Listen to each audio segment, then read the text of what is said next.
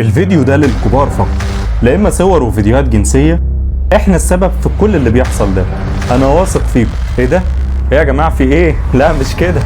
ايه يا جماعة النور قطع ولا ايه؟ ايه اللي حصل؟ لو انت اقل من 16 سنة ما تسمعش الفيديو ده. الفيديو ده عايز ناس كبيرة، ناس بتفهم، ناس بتقدر تاخد قرارات. وقبل ما اكمل الفيديو ما تنساش اللايك والشير، هتلاقينا موجودين على الفيسبوك وعلى اليوتيوب. السمكة العايشة بس هي اللي بتقدر تعوم ضد التيار، وخليك فاكر الجملة دي كويس لان هنرجع لها تاني. بقالي فترة كبيرة عايز اعمل محتوى مسيحي، محتوى يكون بيقرب الناس اكتر من ربنا. من ضمن المشاكل اللي قابلتني وانا باخد قرار ان انا اكون بقدم محتوى مسيحي هو ان لقيت ان اغلب الشباب بتخش تتفرج يمكن على 3-4 محتويات مفيش غيرهم. طبعا القمه اللي احنا بنخش نتفرج عليها كلنا، حتى مش الشباب بس، اي حاجه بتضحك واي حاجه بتسلينا.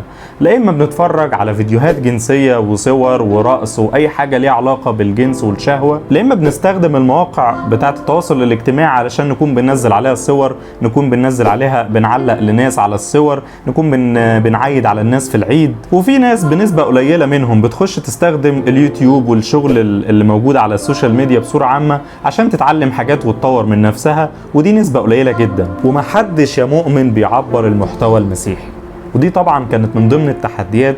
تخيل انه بقى اكتر من 30 مليون مسيحي يا عم، 5 مليون منهم شباب بس، 5 مليون. مفيش حاجة بتوصل للمليون بسهولة إلا لو كانت ترنيمة أو أي حاجة علقت مع الناس والناس كلها دخلت تتفرج عليها، غير كده ما تلاقيش حاجة. بص، برغم كل التحديات اللي أنا قلت لك، وبرغم كل المشاكل، وبرغم كل السواد اللي كان ورا دوت، أنا عندي إيمان المرة دي وتفاؤل كبير جدا بيكم. أنا واثق فيكم، واثق إن أنتوا هتدعموني، واثق إن أنتوا هتتفاعلوا مع الفيديوهات اللي هتكون بتنزل والبوستات اللي هتكون بتنزل على الصفحة أو على القناة اللي على اليوتيوب. فاكر السمكة اللي عايشة اللي أنا قلت لك عليها في أول الفيديو، اللي هي اللي بتقدر تعوم ضد التيار؟ التيار ده هو العالم اللي احنا عايشين فيه، هو كمان العالم اللي محطوط في ايد الشرير. لو انت عايش ومش اي حاجة تكون بتجيبك وبتوديك وبتعرف تاخد قرارات وعارف الصح من الغلط، ضد رئيس هذا العالم اللي هو الشيطان، اللي فعلا بيمنعنا ان احنا نكون بنوصل كلمة ربنا من خلال السوشيال ميديا اللي اتضربت من كتر الفيديوهات المضحكة والتافهة والمحتوى الهابط اللي بيتقدم. ايه ده؟ ايه يا جماعة في ايه؟ لا مش كده. ايه يا جماعة النور قطع ولا ايه؟ ايه اللي حصل؟ يا جماعة اللي في البيت، انا مش شايف حاجة. ايه ده؟ في حد بيلمسني؟ ايه ده في ايه؟ إيه سيب بس القميص. ايه ده في ايه؟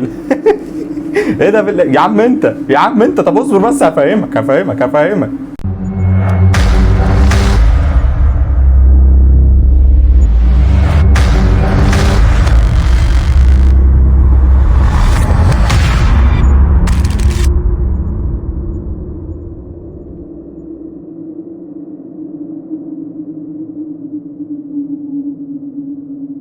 أنا جيت